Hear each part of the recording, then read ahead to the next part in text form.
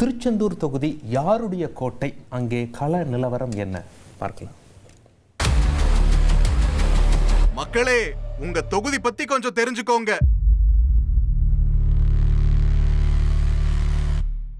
திருச்செந்தூர் சட்டப்பேரவை தொகுதி தூத்துக்குடி மாவட்டத்தில் திருச்செந்தூர், காயல்பட்டினம், ஆத்தூர், ஆறுமுகநேரி, தென் திருப்பேரை, கானம் நாசரேத், உடன்குடி இந்த மாதிரியான பகுதிகளை உள்ளடக்கின தொகுதி. தமிழ் கடவுள் முருகனினுடைய 2ஆம் படை வீடான திருச்செந்தூர் செந்தில் ஆண்டவர் திருக்கோயிலும் குலசை முத்தாரம்மன் கோயிலும் அமைஞ்சிருக்க தொகுதியும் கூட.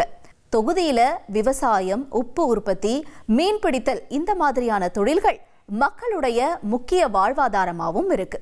2025 டிசம்பர் 19 SIR வரைவுப்படி தொகுதியில பார்த்தோம்னா 1,08,526 ஆண் வாக்காளர்களும் 1,14,077 பெண் வாக்காளர்களும் 28 மூன்றாம் பாலின வாக்காளர்கள்னு மொத்தமா 2,22,631 வாக்காளர்கள் இருக்கிறதா தெரிவிக்கப்பட்டிருக்கு.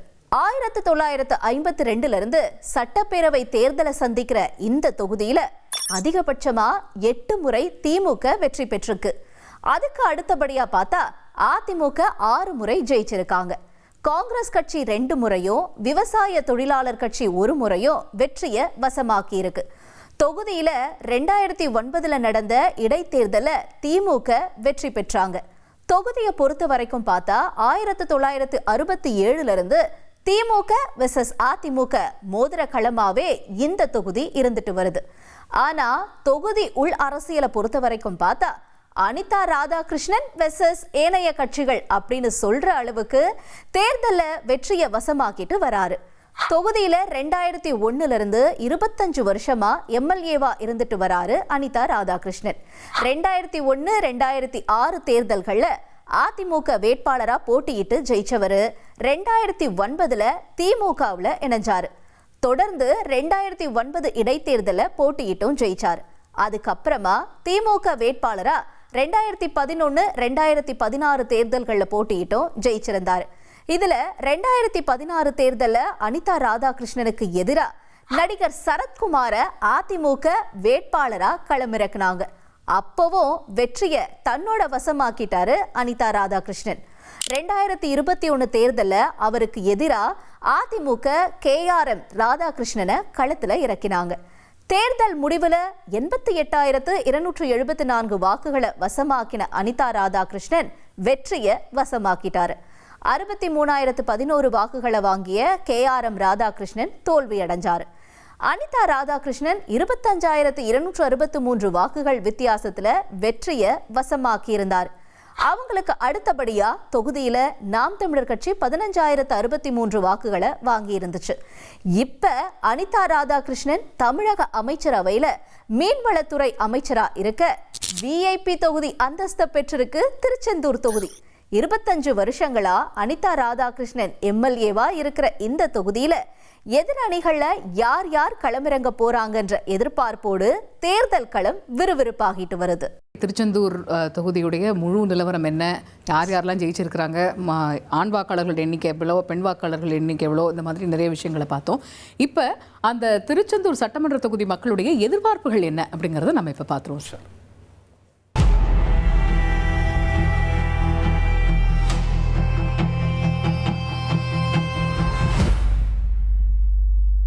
பனைமரம், இயற்கை விவசாயம் அதெல்லாம் சேர்ந்து ரொம்ப அழகான தொகுதி. இப்போ என்னென்னா அந்த இயற்கை விவசாயம் போச்சு, பனை சார்ந்த தொழில்களும் போச்சு, அதோடைய தொழிலாளர்களும் எல்லாம் புலம்பெயர்ந்து போயிட்டுருக்காங்க. ஒன்று அதுபோக பார்த்திங்கன்னா இந்த கட்டட தொழில்கள் ரொம்ப கம்மியாயிடுச்சு. ஸோ அதனால் என்ன ஆயிடுச்சுன்னா இங்கே உள்ள வேலைவாய்ப்புகள் பூரா இப்போ என்னென்னா சென்னை, கோயம்புத்தூர் அந்த சைடு எல்லாமே மக்கள் எல்லாம் போயிட்டாங்க. அதனால் இந்த தொகுதிக்கு தேவையானது என்னென்னு பார்த்திங்கன்னா நம்மளுக்கு இப்போன்னா அரசாங்கம் நேரடியாக தலையிட்டு அந்த இயற்கை சார்ந்த தொழில்களை நல்லா வளர்த்து அமைச்சு கொடுக்கணும். அதுபோக கட்டிடம் சார்ந்த அந்த தொழில்களுக்கு தேவையானது எல்லாமே இது பண்ணணும். அதுபோக விவசாயிகளுக்கு சரியான முறையில் வடிநீர் வாய்க்கால்கள் எதுவும் இல்லை, அதுபோக தண்ணீர் சேமிக்கிறதுக்கான ஆதாரமும் இல்லை. அதனால் இந்த விவசாயமும் கொஞ்சம் கொஞ்சமாக குறைஞ்சிட்டு போயிட்டே இருக்குது. கடம்பா குளம், அது கீழ்ப்பகுதியில் இருக்க 12 குளம் மிகப்பெரிய பாசன பகுதி. கடம்பா குளம் கிட்டத்தட்ட 1800 ஏக்கர் பரப்பளவு கொண்ட கடம்பா குளம். ஆனால் அது 5 அடிக்கு மேலே தூந்துருக்கு. அந்த கடம்பா குளத்தை முப்போகம் விளையுது, திருச்செந்தூர் வரைக்கும் விளையக்கூடிய ஒரு பகுதியை இன்றைக்கி அந்த குளங்களை ஒழுங்காக எந்த குளங்களையும் ஒழுங்காக தூர இல்லை. மண்ணல்ற பேரில் இந்த நத்த குளம் மட்டும் மண் அள்ளி கொண்டு போனாங்களே தவிர மற்ற எந்த குளத்தையும் முறையாக அந்த மண்ணை அள்ளி அந்த கரையை போடணும் இல்லை, மண் அள்ளி விற்கிற நிலைமைக்கு தான் அரசுக்கு தேவைப்படுறதே தவிர அந்த முறையாக அந்த குளங்களை தூர்வாரினா மட்டுமே இந்த விவசாயிகளுக்கு பாதுகாப்பு கிடைக்கும். அதே மாதிரி விவசாயிக்கு கட்டுப்படியான விலை கிடையாது. இன்றைக்கி விவசாயின்னு ஒரு கோட்டை நெல் குறைஞ்சபட்சம் வந்து 10,000 ரூபாய்க்கு விற்கணுங்க. அது 35 ஆண்டுக்கு முன்னோட்டி ஒரு சவரன் தங்கமும் ஒரு கோட்டை நெல்லும் ஒரே விலை. இன்றைக்கி ஒரு சவரன் வந்து 1,30,000 வரைக்கும் வந்துட்டு குறைஞ்சபட்சம் 1 லட்சம் விற்கணும் வைங்களேன். அப்போ அதுதான் ஒரு நாட்டினுடைய பொருளாதாரத்தை நிர்ணயிக்குதுன்னா அதே சமயத்தில் விவசாய பொருளும் கட்டுப்படியான விலை நிற்கணும். அடிப்படை விலையே கிடையாது. விவசாயம் நான் உரக்கடை வச்சுருந்தேன், 2003 விட்டேன். ஒரு பொட்டாஸ் சூப்பர் மூடை 40 ரூபா, ஒரு பொட்டாஸ் மூடை 65 ரூபா, ஒரு காம்ப்ளெக்ஸ் மூடை 235 ரூபா, ஒரு யூரியா மூடை 170 ரூபா நான் விற்றேன். இன்றைக்கி ஒரு பொட்டாஸ் மூடை 1400 ரூபா, ஒரு மூடை யூரியா 500 விற்கான், 800 விற்கான். அதே மாதிரி சூப்பர் பாஸ்பேட் எல்லாமே 1000 தாண்டிட்டு. டிஏபி நான் விற்கச்சில் வெறும் 280 ரூபா, இப்போ 1800 ரூபா. இது விவசாயினுடைய ரத்தம் பேர். அதனால் விவசாயம் விளையிற இந்த ஏரியாவில் மானியத்தோடு கொடுங்க, இலவசம் கொடுக்குற கூட நிப்பாட்டுங்க, தப்பே இல்லை. இதை கொடுத்தாலே போதும். இன்றைக்கி வந்து திருச்செந்தூர்னு ஒரு ஊர் தெரியுதுன்னா குறிப்பாக அது முருகன் கோயில் வச்சு தான் தெரியுது. 6 படை வீடுகளில் 2ஆம் படை வீடு இருக்கக்கூடிய நம்ம திருச்செந்தூரில் வந்து நான் கிட்டத்தட்ட ஒரு 25 வருஷமாக நான் கோயிலுக்கு போயிட்டு வந்துட்டுருக்கேன். காலேஜ் படிச்சிலேருந்து கோயில் போயிட்டு வந்துருக்கிறேன். நாங்கள் சாதாரணமாக போயிட்டு வந்த இடம். ஆனால் இன்றைக்கி வந்து அதிகப்படியான பக்தர்கள், அதாவது கட்டுக்கடங்காத பக்தர்கள் வந்துட்டு இருக்கிறாங்க. பல்வேறு மாநிலங்கள்லேருந்து வராங்க, இப்போ வெளிநாடுகள்லேருந்து வராங்க. அன்னைக்கு இருந்த திருச்செந்தூர் வேறு, திருச்செந்தூர் முருகன் கோயில் வேறு, இன்றைக்கி இருக்கிற திருச்செந்தூர் முருகன் கோயில் வேறு. அப்படி இருக்கும்போது இன்றைக்கி அடிப்படை வசதிகள் ரொம்ப கம்மியாக இருக்குது. அதாவது இப்போ நம்ம வந்து ஒரு குறிப்பாக வந்து ஒரு 15,000 பக்தர்கள் உள்ளே வரலான்னா இங்கே 1.5 லட்சம் பக்தர்கள் உள்ளே வந்து நிற்கிறான். அப்போது அந்த 15,000 பக்தர்களையும் விட்டு 1.5 லட்சம் பக்தர்கள் லைனில் நிற்கிறான். இதில் பாதி ஹார்ட் பேஷண்ட்டாக இருப்பான், ப்ரெஷர் இருக்கும், சுகர் இருக்கும். இப்போ இடையில கூட ஒரு வருஷத்துக்கு முன்னாடி ஒருத்தர் ஃபேமிலியோட வந்து உள்ள நெருக்கடியில் ஒரு 3 மணி நேரம் நின்னதில் இறந்து போயிட்டார். அவர் எதுக்காக இறந்தார், ஏன் இறந்தார் இல்லை, ஆனால் உள்ள ஒருத்தர் 3 மணி நேரம் 4 மணி நேரம் போய் நிற்கிறான்னா அவனுக்கு கழிவறை வசதிகள், பாத்ரூம் வசதிகள் லைனுக்குள்ளே போனவர் கிடையாது. டக்குன்னு ஒரு லைனுக்குள்ளே போய் வெளியே வர்றதுக்குள்ளே எந்த பெண்கள் இருந்தால் கூட அவங்களுக்கு வந்து அதாவது முதல் கடமைகள் கழிக்கிறதுக்கு எந்த ஒரு வசதிகளும் கிடையாது. அப்படி ஒரு வசதி நீங்கள் ஏற்படுத்திக்கணும். முதல்ல வந்து இத்தனை பக்தர்கள் தான் இங்கே வரணும். முதல்ல நீங்கள் ஒரு ஆன்லைன் டிக்கெட்டை கொடுத்தீங்கன்னா இந்த மாதிரி ஒரு 15,000 பக்தர்லாம் 20,000 பக்தர்லாம் இன்றைக்கி வர முடியும். அடுத்த பக்தர் அடுத்த மாதம் வரலாம், அடுத்த நாள் வரலாம், அதுக்கு அடுத்த நாள் வரலாம். அப்படி கொண்டு வந்துட்டிங்கன்னா அந்த கூட்ட நெரிசலுக்கு வந்துருக்கும். ஏன்னா பக்தர்களுக்கு எப்போ கூட்ட நெரிசல்னு தெரிய மாட்டேங்குது. ஜோசியக்காரங்க வேறு பௌர்ணமிங்கிறாங்க, அதுங்கிறாங்க, இதுங்கிறாங்க. கண்ணுக்கடங்காத கூட்டம், லட்சக்கணக்கான கூட்டம் வந்து குமியுது. திருச்செந்தூர் தாங்க மாட்டேங்குது. அதாவது சுனாமியோட மோசமாக பக்தர் கூட்டம் அதிகமாக வருது இன்றைக்கி.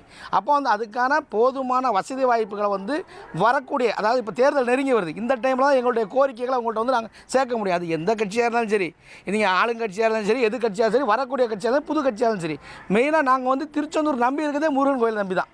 இங்கே இருக்கிற எல்லாருமே முருகன் கோயில் நம்பி இருக்கிறோம். முருகன் கோயிலுக்கு சரியான ஒரு, அதாவது வரக்கூடிய பக்தர்களுக்கு ஒரு பாதுகாப்பான சூழ்நிலையை உருவாக்கி கொடுங்க. இது மெயின்.